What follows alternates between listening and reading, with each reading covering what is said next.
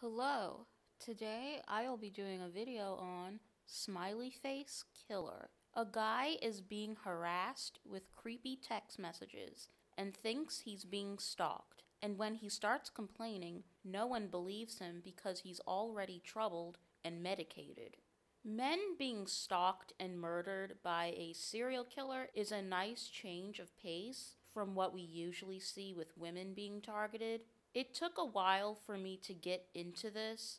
The very first shot of the scene is very disturbing, with animals being killed as sacrifices. And then we're introduced to a guy cruising on his bike and showing off his body. And this lasts for like 20 minutes. And I'm scratching my head thinking, when is the actual movie going to start? Because we go from a very disturbing scene with animal sacrifices, and then we switch over to a guy pretty much modeling his abs to the camera. So it was very strange. And we also get another scene where he gets completely naked and jumps into a shower. And it's very obvious that this is supposed to be sexually appealing and a little exploitive.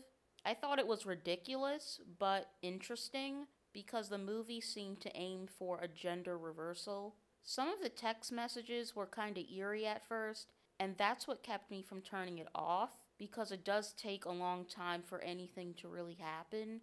There's really not much to this. You'd think a movie about a guy being followed and harassed would be interesting, but the style of the film is flat. All this guy does is check his phone and ride his bike while wearing short shorts and knee-high stockings.